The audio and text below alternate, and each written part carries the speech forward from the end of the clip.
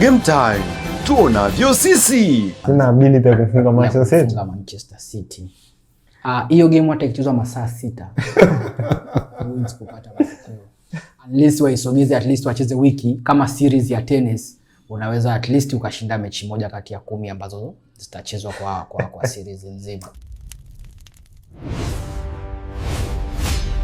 Game time, tuonavyo sisi. Yes, ni weekend mpya ya Game Time ya Dimbani Connect. Karibu kwenye meza ya Game Time, tuangalie matukio mbalimbali ya kimichezo ambayo yanakwenda kujiri weekend hii. Tunakupa undani wa matukio yote ambayo yanakwenda kutokea kwenye ligi kuu nchini Italia, nchini Uingereza, Hispania, Bundesliga na matukio yote ambayo yanaendelea kwenye ligi ya mabingwa barani Ulaya na michuano mingine mikubwa barani Ulaya. Kumbuka, mbio za ubingwa pale nchini England zimepamba moto kweli kweli. Hispania asikwambie mtu, lakini Italia moto unawaka kweli kweli. Kwa hiyo tupo hapa kwenye meza Game Time kukupa kila kitu ambacho kinaenda kujiri weekend hii. Jina langu ni Andrea Masawe, nipo na Skill Sensei, lakini pia nipo na Mswahili Yusuf Masud, mmoja kati ya waandamizi wa football. Skill Sensei ni shabiki wa soka, lakini anajua undani wa football, anajua mambo mbalimbali mengi kweli kweli kuhusiana na football. Historia ya football unaipata hapo, unapata takwimu mbalimbali ambazo zipo kwenye football, na hapa tunaangalia ligi kuu 5 barani Ulaya. Tupo hapa, nadhani mpo vizuri. Skill Sensei, kumbuka ni shabiki wa Arsenal, timu ambayo kwenye meza wanasema kwenye sahani vilikuwa vyakula 5, 4 vimebaki 2 hivi sasa. Kwenye football hayo yanatokea Okay. Tuna ukimpiga chura teke umemuongezea mwendo, kwa hiyo bado mwendo ni mzuri. Ndiyo. Na mwendo bado sahani na chakula kamili, ina maharage na ina wali. Chakula kamili tena bwana. Chakula gani kamili tena? Wali na maharage unaweza ukala. Jamani, matunda ni vitu vya kuanzia wewe yale makombe mawili ilikuwa ni matunda tu pekee yake. Matunda hapa parachichi, hapa labda ni ndizi. Kwa hiyo unaweza ukala wali na maharage bila parachichi wala ndizi. Manchester United, ule jamaa atazikwa na zile nywele zile. Ni za kwake. Kwa hiyo hamna shida hata hakika nazo. Unaona kuna dalili za kunyoa kweli? Ya kweli hiyo mimi hainisumbui wala sijali kuhusu yeye. Okay. Ninachojali mimi ni United kupata matokeo, ligi kumaliza ligi kwenye nafasi 4-5 za juu basi. Hicho ndio tunachoona. Kwanza kabla jienda kwenye Game Time ya weekend, kitendo cha Maguire kuongezewa mkataba ndani ya Manchester United, wewe kama shabiki wa Manchester United umekipokea vipi?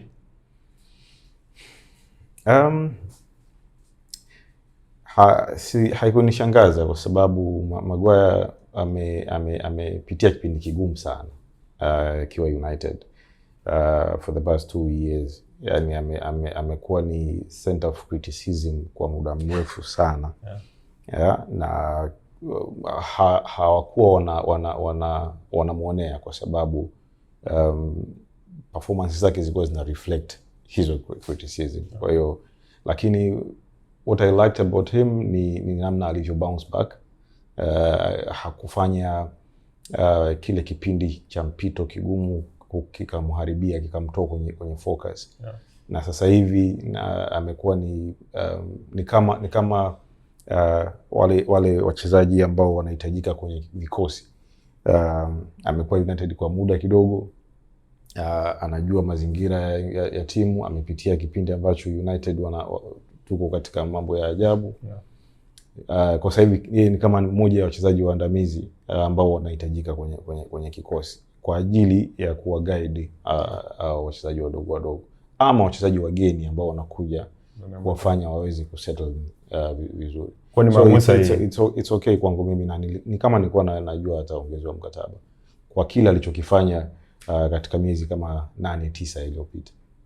Okay bana, kuna wengi sana wanajadili kuhusiana na hili tukio la kuongezewa mkataba kwa Harry Maguire, na I think ukihesabu miezi kama 8 nyuma ama mwaka mmoja nyuma, ukiambua Maguire atakuja kuongezewa mkataba Manchester United, unaweza kukataa Spurs. Kweli, lakini ukiangalia pia Maguire sio mchezaji ambaye mara nyingi haonekani au yuko kwenye vitanda vya hospitali, tofauti na kina Bucha, tofauti na kina Delete, tofauti na kina Yoro. Mara nyingi unasikia wanakosekana kwa ajili ya majeruhi. Maguire akikosekana, it's either amefumble kwenye mazoezi, kocha hataki kumuona kwenye first team, au labda ana suspicion or anything, lakini mara chache sana unamkuta Maguire akiwa majeruhi.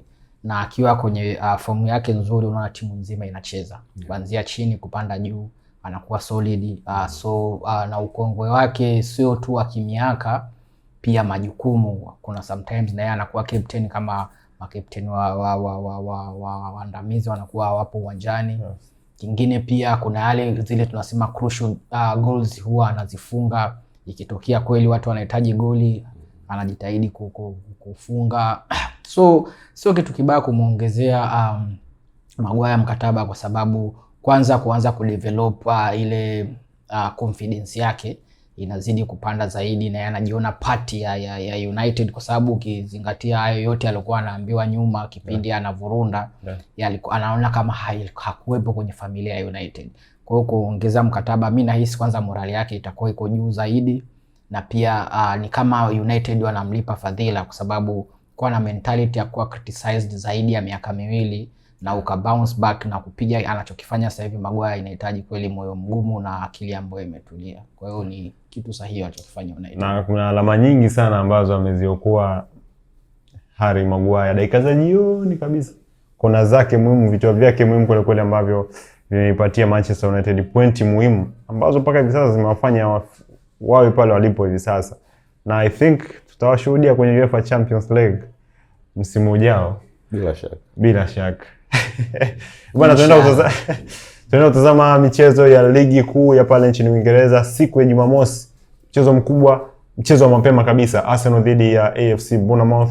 Moja kati ya mchezo ambao ukiangalia kwa undani, mchezo huu ni mchezo mgumu sana, kwa sababu nikiangalia michezo 5 ya mwisho umepata shida kule kweli dhidi ya Bournemouth. Michezo 3 umeshinda mchezo mmoja, au amekutandika michezo 2, na mchezo ulioshinda ulishinda 3-2 ugenini. Lakini alikupiga mara 2 mfululizo dhidi ya Bournemouth. Energy ulionayo baada ya kutoka kwenye UEFA Champions League, mechi ya ugenini unaenda kucheza nyumbani dhidi ya Bournemouth. Unauendea vipi mchezo huu, na unaona nafasi ya Arteta kuondoka na alama 3? Kwa sasa hivi Arsenal kila mechi iliyobaki sasa hivi ni finali. Kwenye mechi takriban 7 zilizobaki, kila game moja ni hatua ya kulisogelea kombe, iwe Champions League iwe ni EPL. Na kusema Bournemouth ni game ambayo ni rahisi kuipredict, na kuwa kuna kauzito kidogo cha kuenda direct kwenye matokeo, kwa sababu hata ukiangalia jinsi walivyokutana mechi 4 za nyuma, Arsenal ameshinda mechi 2, Bournemouth kashinda mechi 2. Lakini mechi 3 za mfululizo za nyuma, Bournemouth ameshinda mechi 2, Arsenal ameshinda mechi 1. Na Bournemouth unaona ameshinda mechi 2 kwa sababu game kipindi msimu unageuka, unamuona mtu anacheza mara 2 nyumbani. Kwa hiyo Bournemouth kamfunga mara zote Arsenal kipindi Bournemouth yuko Vitality Stadium. Na Arsenal kushinda 3-2 ilikuwepo ni kwa Bournemouth, kwa sababu msimu pia ulikuwa ni wa round ya pili, ambapo unakumbuka Arsenal aliongoza 3-1, Bournemouth akaja akapata goli dakika za mwisho, ndio game ikaisha 3-2. Ukiangalia mfululizo wa mechi za Bournemouth, mechi 5 mfululizo kwenye ligi hajashinda mechi hata moja, kapata draw game zote 5 mfululizo. Kwa hiyo na yeye yuko kwenye fomu nzuri. Arsenal kwenye mechi 5 mfululizo ligi na Champions League, ukijumlisha hapo katikati kulikuwa kuna Carabao final pia, kafungwa mechi 2, kafungwa na Man City, akaja akafungwa na Southampton, kitu ambacho hakiwezi kuvumilika. Ni sasa umedondokewa la mgomba. Ameenda away Ureno na against Sporting CP, kashinda goli 1 bila. Kwa hiyo anakuja Emirates kumkaribisha Bournemouth, ambaye amekaa karibia wiki 3 hajacheza mechi hata moja, akiwa anajiandaa tu kwa sababu ya game against Arsenal. Hiyo sio nzuri sana kwa watu wanaojua football, kwa sababu ukiwa na fresh legs nyingi na watu ambao tayari wamecheza competitive game 2, kuna ukiachia tu fetiki hao ambao wamecheza game zote 2, ukija kuwagusa ambao hawajacheza mechi hata moja, bado ile misuli yao haiko kwenye competitive mode. wanakuja kama tayari wana rasti, wamefanya mazoezi sana lakini hawajapata zile kashikazi za 90 minutes. So kwa namna hiyo Arsenal wanaweza akawa na advantage kwa sababu tayari damu zao zimeshachemka. Ndani ya wiki moja akacheza mechi 2. Bournemouth ndani ya wiki 3 hajacheza mechi hata moja. Lakini ukiangalia kwenye other end inawezekana ukafikiri kwamba Bournemouth atakuja uwanjani akiwa na full energy kwa sababu alikuwa na muda mrefu wa kupumzika kwa ajili ya kujiandaa na mechi moja.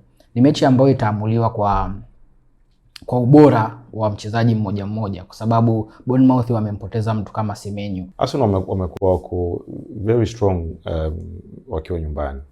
Very strong. Yaani mfano wamepata matokeo ya kwenye mechi 10 zilizopita wamepoteza mechi 2 tu. Na hizo mechi 2 wamepoteza na wapinzani wa Manchester. Wamepoteza dhidi ya Manchester United na wamepoteza dhidi ya City kwenye mashindano yote. Yeah. So unaweza ukaona wamepoteza na timu nzuri. So ninachotegemea ni wao kwenda pale kwa sababu pia kinachokiona ni namna ambavyo Arsenal ametoka kupoteza mchezo wa fainali. Alafu ametoka kupoteza mchezo dhidi ya Southampton. Lakini ameenda kwenye mchezo muhimu wa Champions League dhidi ya Sporting Lisbon. Na ameweza alicheza vizuri, nimeangalia ile game. Na ameweza kupata matokeo. Hiyo ni mechi ya Arsenal dhidi ya FC Bournemouth ambayo ni mechi ya mapema kabisa ambayo itachezwa majira ya saa 8:30 mchana. Michezo mingine miwili itachezwa majira ya saa 11 jioni. Brentford atakuwa uwanjani dhidi ya Everton, Burnley atakuwa uwanjani dhidi ya Brighton. Majira saa 1:30 Liverpool atakuwa uwanjani dhidi ya Fulham. Kuna vita ya kutafuta nafasi ya kucheza UEFA Champions League. Ushindi wa kwanza wa Arsenal siku ya Jumanne ulithibitishia ligi kuu nchini Uingereza itatoa timu 5 kuelekea kwenye ligi ya mabingwa barani Ulaya msimu unaofuata. Ndio shughuli zetu kwa beba. Shukrani kwa hilo. Sasa sisi kama Chelsea na tuna vita na Liverpool ya kutafuta nafasi walau ya kucheza UEFA Champions League msimu ujao. It's okay hata mkicheza Europa. So. Hamna ubavu kucheza Champions League kwa sasa. Kwa timu yenu kweli mnaenda kutia hivi. Sasa si kuna break hapa. Na mmefungiwa kusajili kweli unategemea unaenda kuchallenge Champions League. Vijana watakuja wapo mature hadi wale. Wakina nani? Wakina Pedro, wakina hapo mmempoteza tuseme Enzo Fernandez, mmempoteza Caicedo.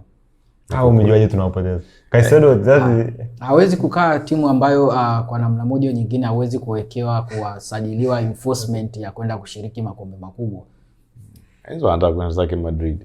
Na amesema Kukurea anataka kwenda zake Barca. Kwa mujibu wa maneno yao wanaosema, lakini uzuri ni maneno yanatoka midomoni mwao. Huo ndo uzuri. Sio tetesi. Watu wanazungumza nini wanataka. Kwa sababu tukisema nimeona kwenye gazeti sijui kwenye mitandao ni kwa shida kidogo. Lakini wamezungumza wenyewe. Kwa hiyo na wale ni wachezaji ambao wako experienced. Kwa hapa ni shida mimi kusema kwamba Chelsea itashiriki UEFA Champions League msimu ujao ama. Sio vibaya.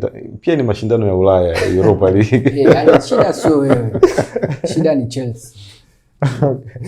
Haya bana Liverpool wapo uwanjani dhidi ya Fulham na ukitazama Liverpool michezo miwili ya mwisho I think alikuwa ugenini dhidi ya Fulham. Hajapata ushindi. Kasare moja, kafungwa mchezo mmoja. Lakini mchezo wa mwisho akiwa pale Anfield alitoa sare tena dhidi ya Fulham. Kwa hiyo kwenye michezo mitatu hivi ya mwisho hajapata alama 3 kabisa. Ilikuwa ni Craven Cottage. Sare ya 2-2. Hiyo ni ya mwisho. Yeah, Premier League. Kumbuka alifungwa goli la msimu dakika za jioni. Yeah. Walitoka 2-2. Yes. Kwa hiyo anakurudi pale Anfield kucheza dhidi ya Fulham. Moja kati ya kwake yeye ni mchezo mgumu of course kwa sababu katoka kwenye mbilinge za UEFA Champions League na ametoka kucheza mechi ngumu kweli kweli. Anakwenda kucheza dhidi ya Fulham. Timu ambayo inampaga shida sana kwenye ligi kuu ya pale nchini Uingereza. Unamuona Liverpool akiibuka na ushindi slot aende na mind game gani kuondoka na ushindi kwenye mchezo huu kwa sababu ukiangalia gap lake na Chelsea ni alama 1 na wote wanataka nafasi ya kucheza mashindano ya Ulaya msimu ujao. Mashindano makubwa ya Ulaya msimu ujao. So mashindano tu ya Ulaya. No, it's a tricky fixture. It has always been. Wanapataga kuna wasiwasi unapokuwa kama wakikutana United na Leeds vile. Kuna wasiwasi, sijui ni usemaje, lakini iko very tricky. Hata game iliyopita japo wao ndo walisawazisha, lakini kuna Fulham walitengeneza nafasi nyingi tu, clear cut chances, clear, ambazo zingeweza kuwapatia ushindi mapema. So si game nyepesi kwa Liverpool. Maybe hili swala la ligi ya Uingereza kuingiza timu 5 linaweza likawafanya Liverpool wa relax kidogo, lakini issue ya relax kidogo, kwa sababu wanaimfuatia wao nao ni nyanya tu Chelsea. Kwa sababu ni nyanya tu. Ujue Liverpool wako vibaya, lakini hawako vibaya hivyo. So everyone, they are playing with moments, yani.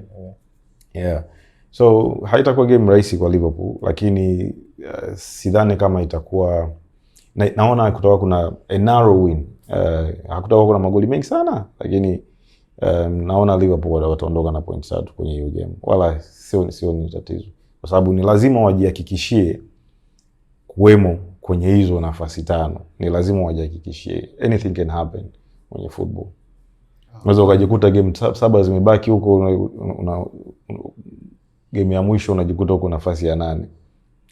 Capitalize na ngumu. Na vile game zote za Fulham na Liverpool zinakuwa na excitement, kwa sababu ukikumbuka last season ambao Liverpool anabeba ubingwa, goal la Alexander-Arnold dakika 96 ndio iliamua game iishe 3-4. Juzi Cottage tena goal la Reed ndio linaamua game iishe 2-2. Kwa hiyo ni game ambazo nyingi kama ulivyosema za Fulham na Liverpool zinakuwa na mchecheto, kwamba mmoja anahisi ni mkubwa zaidi ya mwingine anahisi kama huyu anaweza kumudu kwa mchezaji mmoja. Ukikompare jinsi Liverpool alivyocheza against Man City akachukua chuma 4, alafu na mentality hiyo ambayo anaipeleka kwa PSG, inaweza ikamdemoralize kabisa anapoenda kucheza na Fulham, kwa sababu Fulham wana cha kupoteza. Ni wale watu ambao wana maintain kubaki kwenye ligi. Hataki kucheza mashindano ya Ulaya, hataki kushuka daraja. Anachotaka yeye ni accumulate points ambazo zinamsababisha next season aweze kusajili na aweze kusalia kwenye ligi. Kwa hiyo game kama hiyo zinakuwa ngumu, kwa sababu unapigana na kichaa. Wewe una kila la kupoteza, yeye anaishi kwa siku hiyo tu, hana lingine la kupoteza. Ndio kinachokwenda kuwakuta Liverpool game against Fulham.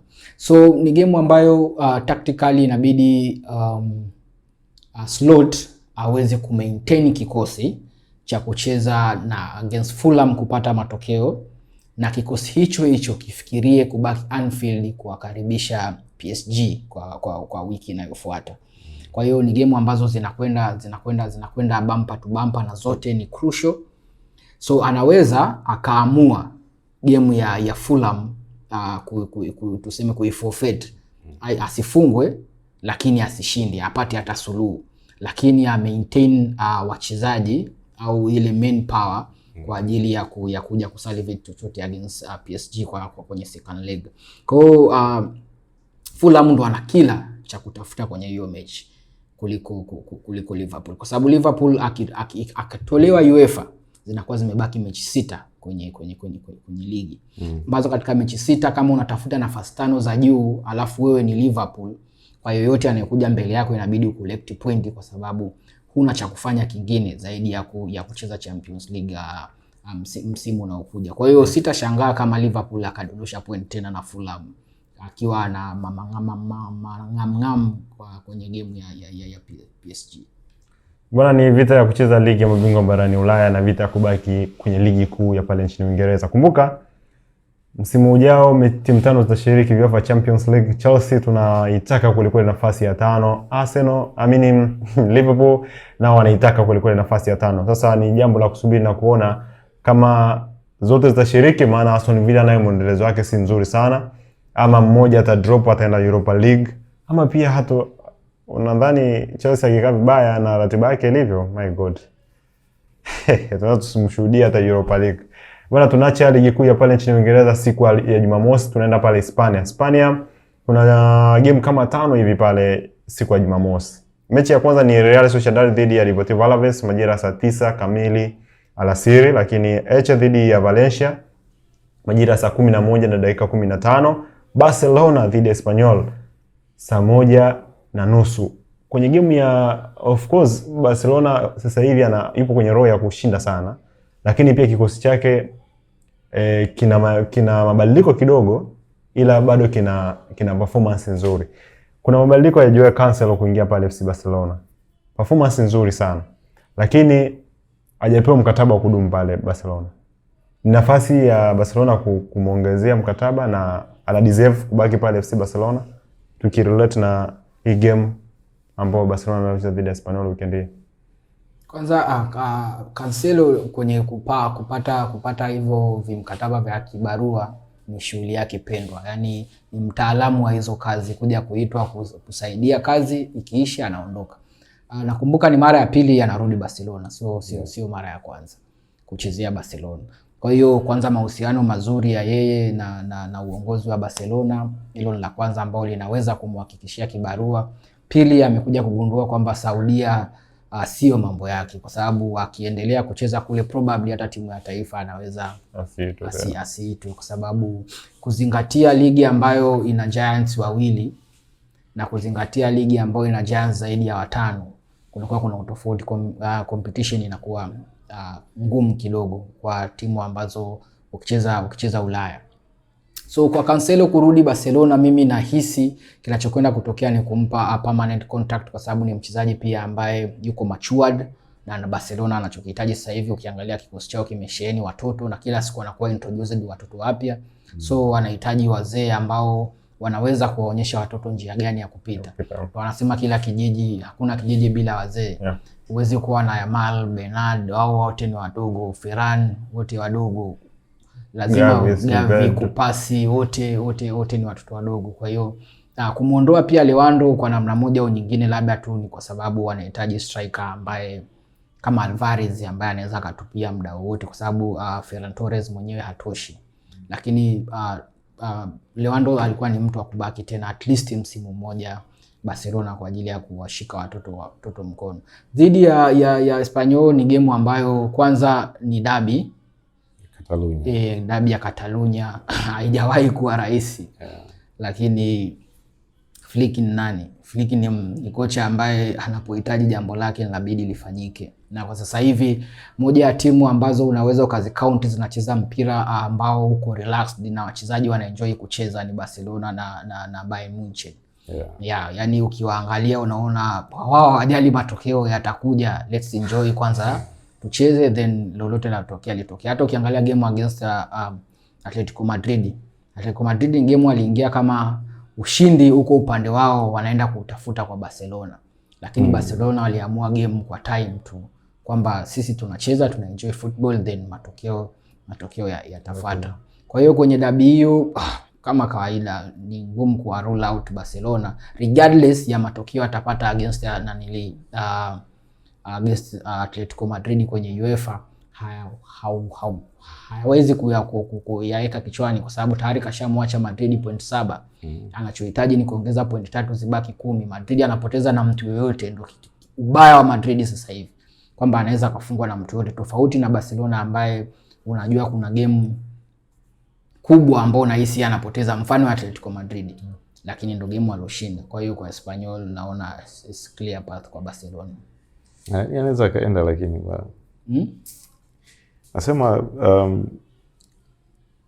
kama kina Enzo wanavyotaka kwenda Madrid na Haaland anataka kwenda Barcelona. Kwa sababu kama unatakiwa na Haaland anakutaka, alafu na Alvarez wewe unamtaka, umeona sasa shughuli inavyokuwa. Nani atakuwa atawaofa kitu kikubwa zaidi FC Barcelona, ama wote wanaweza waka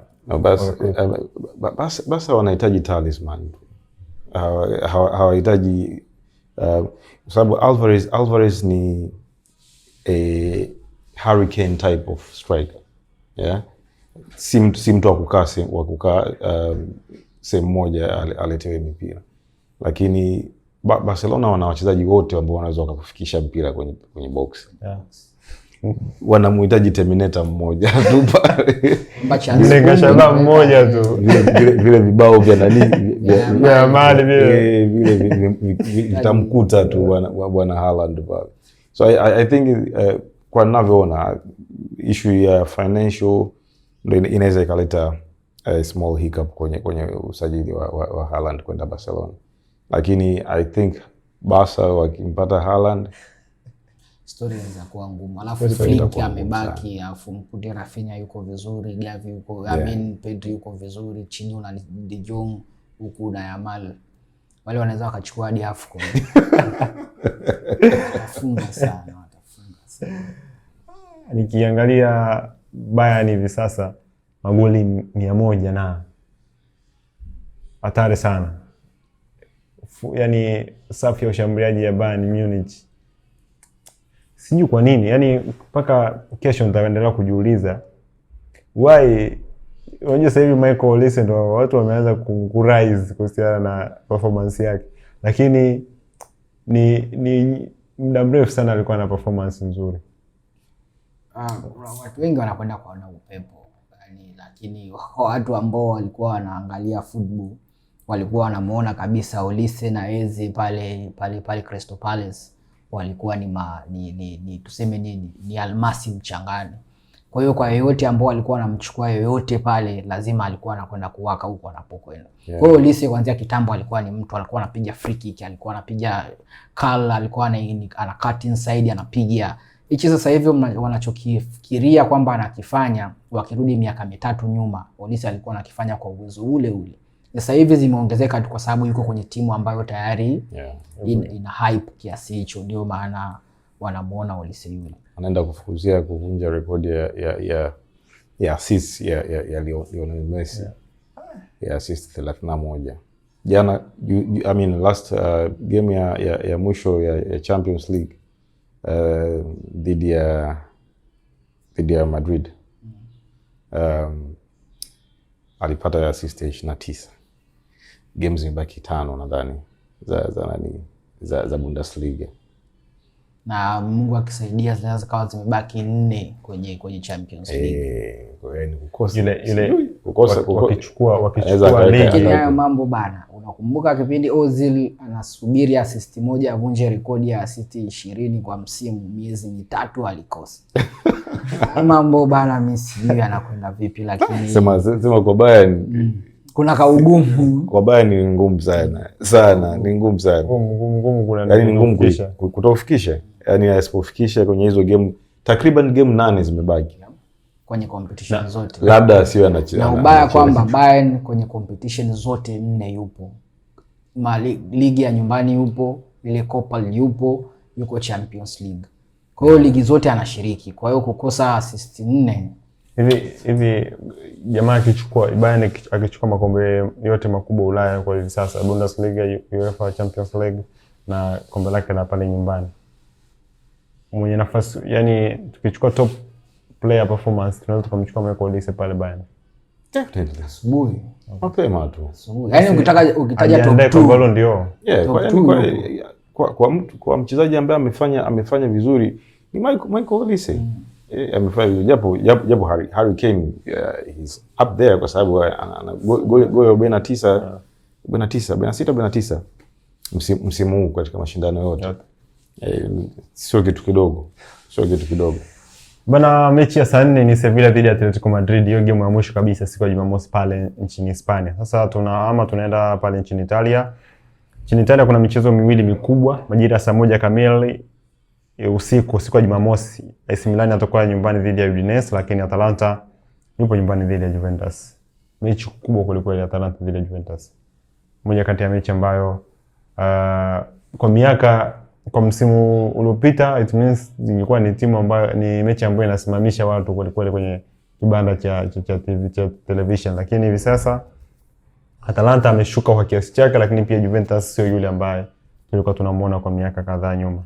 Kwenye nafasi hii, kwenye mechi hii, nani ana nafasi nzuri ya kuchukua ushindi? Well, Atalanta wamekuwa na Atalanta ni kama vile let's say Nottingham Forest walivyokuwa msimu uliopita ambao ukawafanya wacheze mashindano ya Ulaya. Crystal Palace walikuwa na msimu mzuri. So Atalanta si timu ambayo ni timu kubwa kama zilivyo Juve na kimafanikio kama zilivyokuwa Juve, Inter, maybe na AC Milan na AS Roma. Lakini wapo katika moment yao nzuri sasa hivi pia. Hawachezi vizuri sana wala hawachezi vibaya sana. Yaani wapo tu pale. Wenyewe wapo tu. Juve wame drop kwa muda sana. Kwa muda mrefu kidogo. Tangia Cristiano Ronaldo aondoke, haikuwa tena Juve. Tangia Dybala aondoke, haijawa tena Juve hiyo. Nadhani recruitment imekuwa mbovu sana. Juve ni moja ya timu ambayo ilikuwa inafanya vizuri sana kwenye kusajili wachezaji, lakini recently wamekuwa na wanaziba viraka, wanachukua sana wachezaji ambao kwa muda mfupi, wachezaji ambao kwa mkopo, kina Makini wale, yani ni wachezaji ambao hawana maisha marefu, sio wa project ya muda mrefu. Ndio maana last time tulikuwa tunaongea kuhusiana na wapi Pep anaweza akaenda, nikasema labda na kama akitaka kwenda Italy basi aende Juve akafanye akatengeneze project yake, kwa sababu they are in shambles sasa hivi. Yaani matokeo hata wanayopata wanapata kwa shida. So it's a close contest kwa sababu wote wapo katika sasa hivi performance wise wako kwenye kama level sawa hivi. So nahisi Atalanta iko nyumbani. So nadhani game itakuwa ngumu kwa Juve kuliko Atalanta. Sidhani kama Juve ataenda pale kuchukua pointi 3 kirahisi. Yes, ni ligi kuu ya pale nchini Italia, moja kati ya ligi ambayo ni ngumu kweli msimu huu. Como akiwa yupo kwenye rank za kucheza UEFA Champions League msimu ujao. Sasa tutakuja kumtazama dhidi ya Inter Milan kwake yeye weekend hii itakuwa vipi. Tunaenda siku ya Jumapili, moja kati ya siku ambayo ni nzuri sana, lakini Arsenal wakiwa wananiombea nishinde dhidi ya Manchester City. Kwa mara ya kwanza Skisensei atakuwa upande wangu, anaweza siseme hapa, lakini kimoyomoyo anatamani Manchester City afungwe na Chelsea siku ya Jumapili. Mechi ambayo inachezwa majira ya saa 12:30, lakini mechi mapema ni mechi ya Crystal Palace dhidi ya Newcastle United majira ya saa 10 kamili jioni. Nottingham Forest dhidi ya Aston Villa majira ya saa 10 jioni, lakini Sunderland dhidi ya Tottenham Hotspur majira ya saa 10 jioni. Lakini tukiamba kidogo kienda saa 12:30 ni Chelsea dhidi ya Manchester City. Moja kati ya mchezo ambao bwana Pep Guardiola anakutana na Rosinia, kijana mdogo ambaye hana makubwa Ulaya, lakini ndani ya Chelsea wachezaji tayari wanamcriticize Rosinia kwamba sio coach ambaye alikuwa anatakiwa avae viatu vya Maresca. Sasa dhidi ya Manchester City, mechi ngumu, lakini kwenye timu hakuna utulivu. Chelsea kwenye mechi hii unadhani ni mechi ngumu sana kwa Chelsea na imekuja wakati mbaya sana kwa upande wa Chelsea? Kwanza nikuhakikishie siwezi kukuombea wewe mfunge Man City, kwa sababu cha kwanza nitakuwa najidanganya. Yaani inaenda na hope ya kukuombea wewe ushinde, lakini deep down najua huna ability ya kumfunga Sina ability ya kumfunga Manchester City. Hiyo game hata ikichezwa masaa 6 huwezi kupata matokeo. Unless waisogeze, at least wacheze wiki kama series ya tennis, unaweza at least ukashinda mechi moja kati ya 10 ambazo zitachezwa kwa series nzima. Hilo ni la kwanza. La pili, City watu wasichokijua ni kwamba City amewaka, wanahisi anachokifanya ni bahati mbaya kulingana na matokeo ya katikati yaliyopata dhidi ya Real Madrid. Lakini ukirudi nyuma ya matokeo kabla ya Real Madrid, City alikuwa kashawaka. Na alikutwa na Madrid Santiago, akaja akakutwa tena Etihad kwa sababu tu ya red card ya Funde Bernardo Silva. Lakini baada ya hapo City amebounce back. Kaenda finali, kampa Arsenal 2-0. Na mpaka umpate magoli mawili kwa Arsenal, unajua ni shughuli gani umefanya. Majamaa wako very compact kwenye kudefend. Akatoka hapo, akaenda akampa Liverpool goli 4-0. Inamaanisha katika mechi 2 kafunga magoli 6 na clean sheet. Sio swala kulichukulia kawaida hata kidogo. Na timu alizozifunga. Yes, na timu alizozifunga. Sio swala kulichukulia kawaida. Sio Port Vale, yes. So amekutana na Southampton, no, kakutana tunasema ukitaja vigogo wawili watatu England sasa hivi, Arsenal utamweka juu, utamweka Liverpool pia. So anapoenda kukutana na timu dhaifu kama Chelsea, ambapo katika mechi 6 kafungwa mechi 5, kashinda mechi 1, na mechi aliyoshinda ni dhidi ya Port Vale. Unajua kabisa nini kinakwenda kutokea next. Lakini hiyo ni perception ya matokeo ya timu zote mbili. Lakini in reality football inakuwa ina ladha na matokeo tofauti kwa sababu ya big game. Chelsea aliwahi kumfunga City msimu miwili iliyopita. City ile ambayo ilienda kuchukua ubingwa. City ambayo ilikuwa iko complete City. Chelsea akapata matokeo. Lakini kwa City anakutana nao sasa hivi ni City ambayo inanukia ubingwa kwa sababu imeona kuna possibility. Tayari possibility ipo. Kwa mfano akishinda alafu Arsenal akipoteza, anasogea kwa sababu gani? Ana mechi na Arsenal. Ambayo lolote linaweza kutokea pia. So Chelsea ndio yuko kwenye hatari kubwa kwenye game hiyo against City kuliko City kuwa na hatari, kwa sababu Chelsea hana la kupoteza. Chelsea akifungwa tena ni habari ya kawaida, Chelsea kafungwa. Chelsea akishinda ni habari ya kusisimua. Umempa ban Enzo means game ya pili hatacheza kwa sababu ya mambo tu ya ndani ya dressing room. Kukurela huwezi kucheza na moyo kwa sababu tayari wameshamzungumzia kwamba ni senior ambaye ana criticize mbinu za kocha. Una watoto gani wakina Santos katikati, una mtu kama Lavia ambaye kidogo hajakop vizuri kwenye midfielder, yeye na Caicedo. Reece James anaonekana na yeye kuwekwa bench na yeye ni senior kwa sababu tu aliwahi kuzungumza maneno ambayo sio stahiki kwa Rosinia, ndio maana Augusto anaanza. Juu unapama ambao sasa hivi kwa mtazamo wangu sioni kama na deserve kwanza kuitwa timu ya taifa kwenda kucheza World Cup kwa sababu amekuwa na majeruhi na amekuwa na kipindi kibovu kwenye msimu huu wa ligi. Tukienda kwa Joao Pedro, moja ya striker ambaye amewaka kweli msimu huu. Una Neto, kwa namna moja au nyingine ni mchezaji ambaye ni machachari, lakini ni product zake kila mmoja anazidiwa tu, sio nzuri. Machachari lakini sio hatari. Yani ni machachari sio hatari. Kwa Garnacho everybody knows anaweza akaamka leo ni mchezaji, kesho akaamka kama bwana shamba. So Chelsea anaenda akiwa ana kwenye wanasema nini? Ana gap nyingi kwenye puzzle zake ambazo hazipo sawa, kuanzia mentally. Ana dressing room imechafuka, watu hawamuelewi kocha, uwanjani wako short kwa sababu ya baadhi ya watu hawajacheza na watu muda mrefu, so combination haiko vizuri. Wanaenda kukutana na Pep Guardiola ambaye tayari amesha inject winning mentality kwenye kikosi chake baada ya kumfunga Arsenal na Liverpool.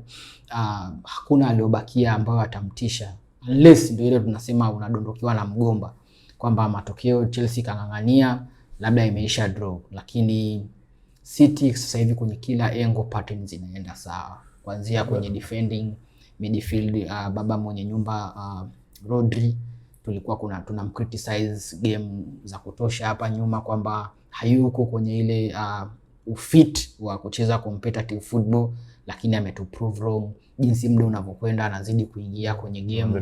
Enzo tumeshamsahau, Gonzalez tena tumhitaji uwanjani kwa sababu Rudy anafanya kila kitu.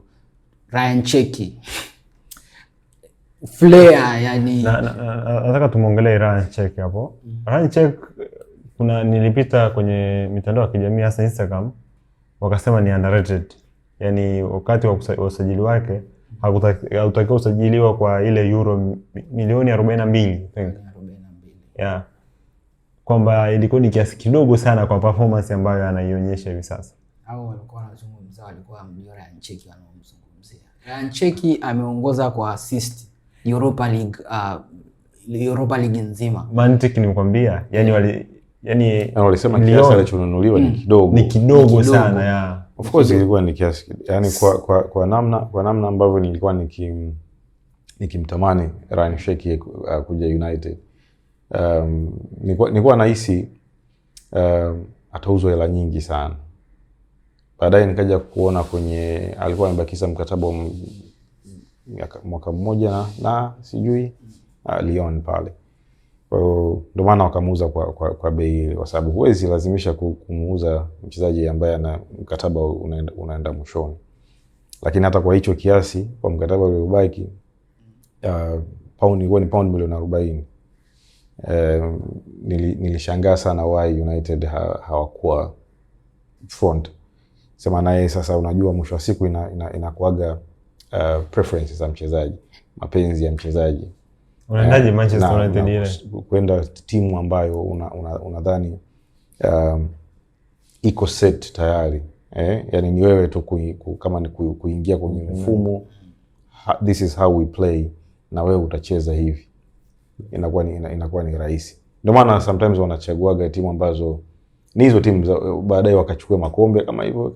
Ameshabeba kikombe, mshahara mzuri, familia inaishi. Ingeenda Manchester United angeona wapi kikombe? Lakini Manchester United ongeza kumlipa vizuri. Yani utaratibu ambao ungekuwa huko chini kidogo, labda ni makombe. Na mmoja kati ya wachezaji ukinitajia top 3 sasa hivi wachezaji wanaenjoy kucheza football. Wa kwanza ni Michael Olise. Wa pili ni Ryan Cherki. Wa tatu ni Lamine Yamal.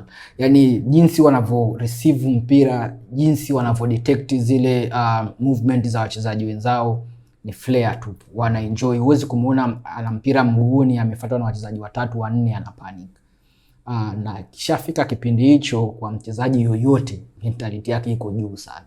Kwa sababu anajua muda wote atafanya kitu ambacho kitaisaidia timu yake. Usiochukulie poa game kubwa kama ya Arsenal, mtu ana receive mpira anapiga danadana.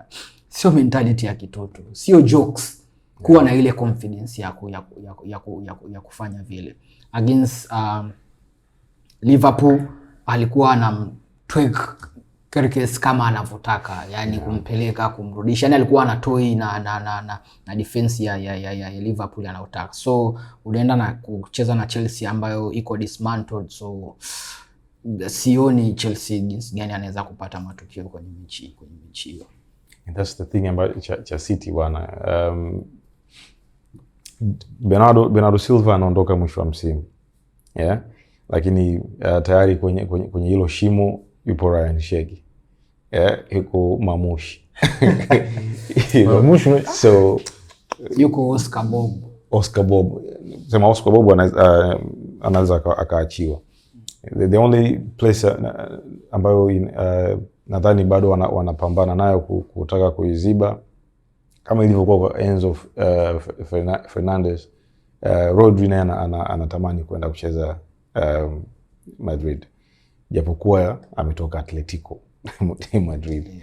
You know, so hiyo ndio eneo pekee ambalo na I'm sure tayari they have someone tayari kwenye lineup kwa ajili ya kuziba hiyo sehemu, kwa sababu nadhani wameshaona kipindi ambacho Rodri alikuwa majeruhi, timu ilipata tabu kuwa na utulivu. Yeah. So Rodri ni wale wachezaji ambao sio flashy, hauwaoni sijui wakipiga visununu vingi, sijui travelers, sijui unajua yale mambo, ana vitu vingi mguuni.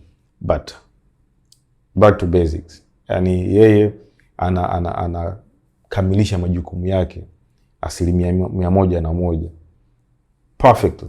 Ukipata mchezaji kama huyo anayekupa 100% ya games week in week out, inatosha sana. Lakini sasa ndio hivyo, naye anachoka.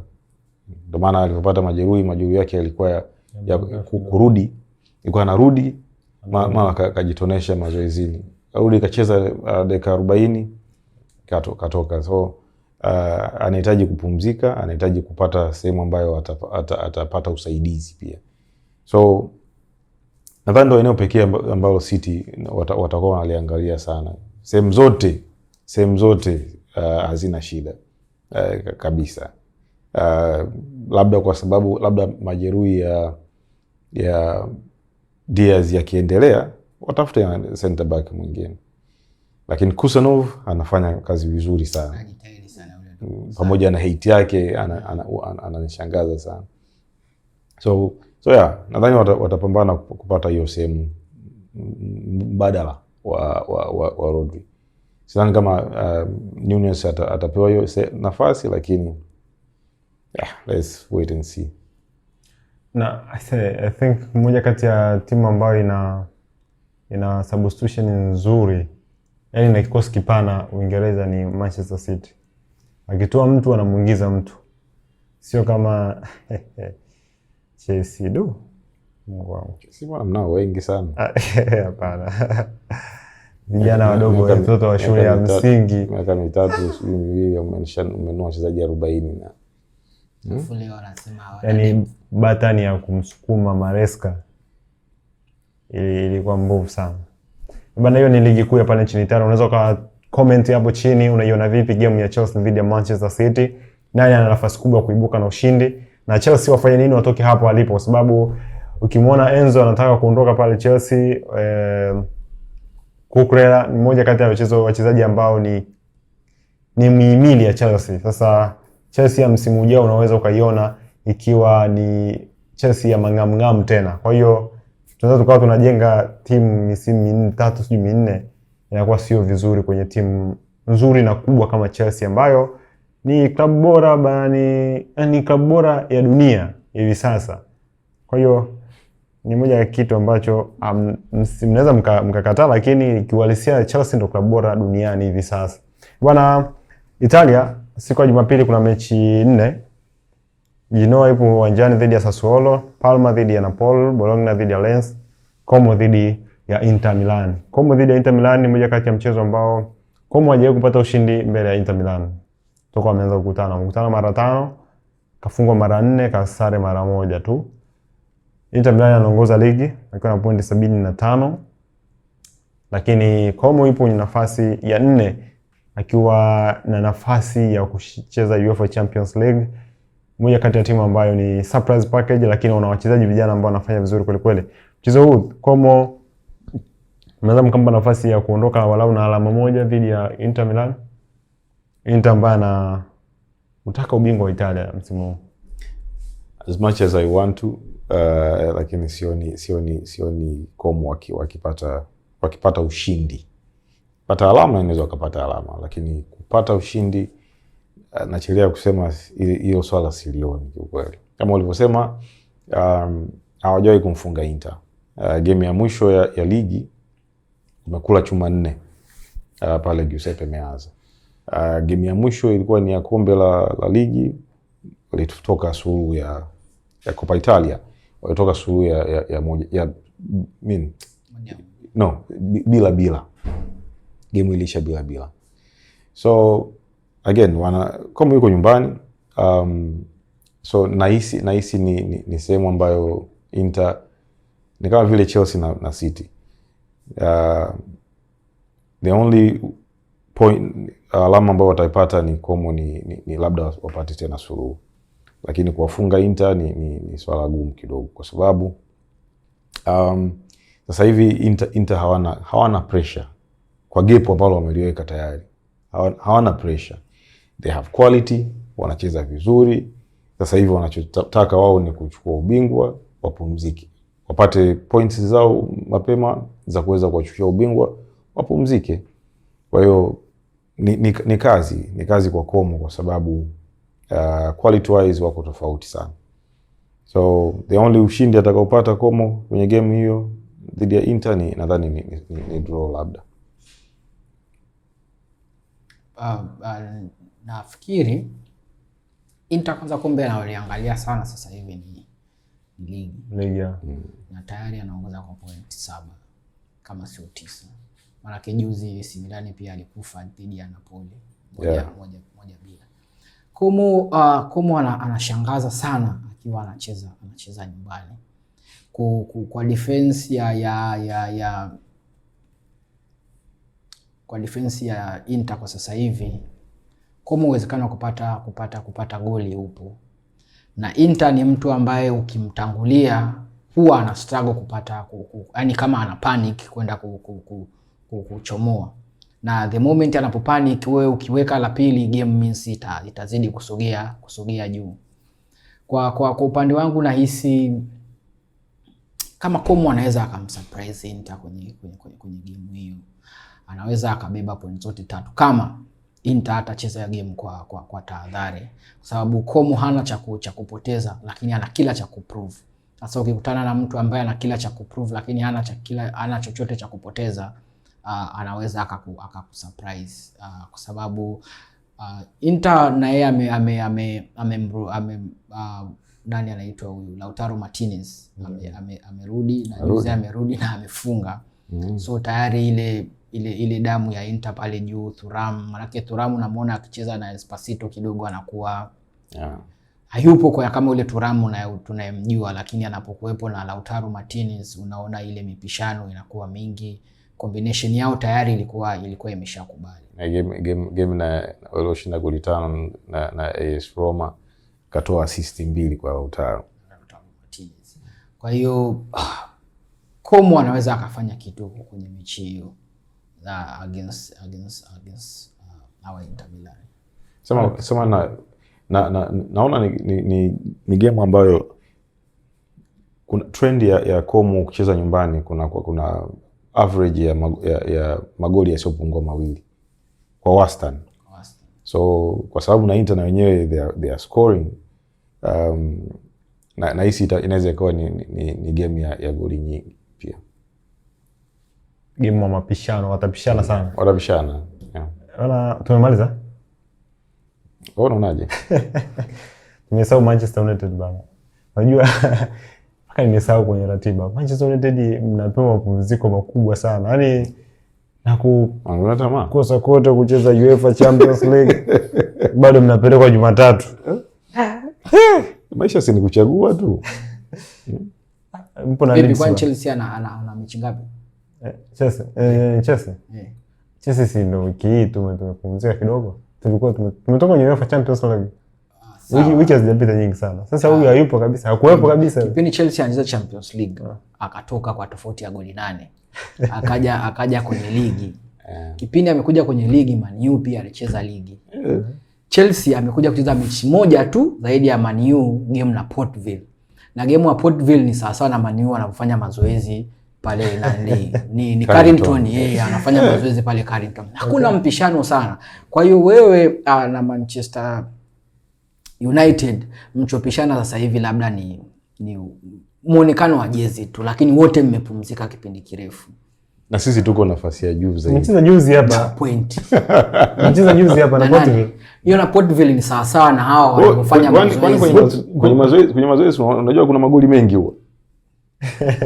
Kwa Port Vale PSG walikuwa wanafanya mazoezi tu na Chelsea. Ile game ilikuwa na ushindani ile. Chelsea angelegea. Ngoja kwanza. PSG na Chelsea ilikuwa ni warm up ya mechi kati ya PSG na Liverpool. Kubaya. Kama amechukulia hivyo ni kubaya sana. Vipi dhidi ya Leeds? Maana of course haja kupata ushindi mbele yako. Kabisa. Kabisa. Mara ya mwisho Leeds wanapata ushindi dhidi ya United ilikuwa ni 2010 kwenye kombe la FA. Since then hawajawahi kuifunga United. Na nadhani pia kwa sababu ya kushuka daraja ikafanya nafasi zikawa finyu, lakini hawana record nzuri dhidi ya United. Na kama ulivyosema, kuna pros and cons za kukaa sana bila kucheza competitive games, lakini sitegemei chochote zaidi ya United kushinda hiyo game. Yani hamna ambacho United wanaweza wakaniambia kitatokea zaidi ya kushinda hiyo game. So naona ni game ambayo tuko Old Trafford, ni sehemu ambayo tuna mchezaji wetu wa 12 ambao ni mashabiki. Nadhani haitakuwa game ngumu sana kwa United. Japokuwa game za Jumatatu zinakuwa zina shida sana. Kama game ya Leeds umeiangalia against West Ham ya FA. Kuna kitu cha kujifunza kwa sababu moja sasa hivi ya timu ambazo zinashambulia sana ni Leeds United. Na kuondoka bila goli ni ngumu. Leeds United anashambulia sana. Na Man U wana tatizo sehemu gani? Ni kuanzia kwenye kiungo at least na kwenye baadhi ya zile defenders options. Na kitu pekee ambacho sasa hivi Leeds wanakiweza kwa uzuri ni kuanzia kwenye midfield na kupanda kwenda kushambulia. So ni game ambayo sioni kama ulivyosema kwamba Man U itakuwa ni one way traffic, yes. Lakini Leeds atarusha miguu, na kwenye kurusha miguu kuna mawili. Either unamuinda akuinde au wewe unamuinda kwa kuinda huko umemaliza. Kwa hiyo ni game ambayo sioni kama United atacruise moja kwa moja. Yeah, I mean I think Leeds anaenda kushinda mechi yake ya kwanza toka miaka 2010. Mechi yake ya kwanza anashinda Jumatatu dhidi ya Leeds, dhidi ya Man United. Umejisikiaje ulivyosema hivyo? Vizuri sana. Anapata relief. Tukawapa watu hela weekend hii bwana. Mechi 5 za nguvu ambazo tunaenda kukupa weekend hii. Wana Sensei pamoja na Masuda. Tukawape watu hela kwenye mechi ya Arsenal dhidi ya Bournemouth. Straight win for Arsenal. Mpe Arsenal score goli moja. At least goli moja. Liverpool na Fulham. Liverpool na Fulham over 1.5. Hiyo game ni GG. Chelsea Manchester City. Ushindi wa Chelsea hapo ni draw. City ashinda sare. City anashinda. Hapo eka Man City win and over 2.5. Chelsea ungejua kuna hiki kiumbe kipo Tanzania. So vibaya wangu naichukia Chelsea sana mwanangu. Bwana, mbona unachukulia kuongelea ukweli? Yaani unajua kuna kuchukia na huyu jamaa anachukulia personal sana. Yaani issue ya Chelsea anaibeba yeye kama yeye. Como dhidi ya Inter Milan? Hiyo game ni GG I think. Yaani naona Como atapata goli na Inter Milan atapata score, yeah. Over 1.5 inatoa. Barcelona dhidi ya Espanyol. Barcelona 1-1. Why not? Yeah, Barcelona ni game ya kushinda. Bwana, hiyo ni fedha ambayo tumekupa pale BetWinner. Unaweza ukaweka pale hizi odds nzuri kweli kweli. Mambo yakaenda vizuri. Weekend yako unataka iwe njema. Kama unataka iwe njema, basi unaweza kumpa FC Barcelona moja kwa moja, Como na Inter Milan ukaweka over 1.5, Chelsea Manchester City mpe Manchester City over 1.5, Liverpool dhidi ya Fulham of course mpe Liverpool moja kwa moja, Arsenal Bournemouth unaweza ukampa Arsenal moja kwa moja, na mambo yako yakaenda vizuri kweli kweli. Tufuatilie kupitia YouTube. Andika Dimbani Connect, utakutana na episodes za Game Time, zipo nyingi kweli kweli. Unaweza ukatufuatilia na ukaona ni kazi gani tunaifanya ambayo ni kubwa kweli kweli. Kila weekend tunakupa game, tunakupa undani wa game ambazo zinakwenda kucheza kwenye weekend husika. Lakini tufuatilie kupitia Instagram, TikTok, Twitter, Facebook. Kote huko unatupata kwa jina la Dimbani Connect. Unapata clip zote muhimu ambazo tumezijadili hapa ndani ya Game Time. Lakini hizi game 5 pia unazipata pale siku ya Jumamosi asubuhi kabisa. Ukiingia pale Instagram utazikuta pale game 5 na unaweza ukaenda nazo vizuri kweli kweli, na weekend yako ikawa njema kweli kweli. Game Time tuonavyo sisi. Sensei, Instagram tunakupataje? Skills Sensei. Skills_sensei. Na Twitter? Skills_sensei. Hivyo hivyo. I am Masud. I am _Masud. Instagram. Twitter? I am Masud Junior. Masud Junior. Hiyo ni Twitter ya Masud hapa. Shabiki wa Manchester United, unaweza ukamfuata kama ni shabiki wa Manchester United. Unaweza kumfuata Masud hapa, mkawa mmeunda kikundi chenu, unaweza mkapeana hata odds huko. Mambo yakaenda vizuri. Bana, mimi ni Andrea Masawe, Andrea_Masawe 14, mshabiki wa Chelsea mkubwa kweli kweli, timu ya dunia, na mimi ni presenter wa dunia, mtangazaji wa dunia. Uwe na wakati mwema.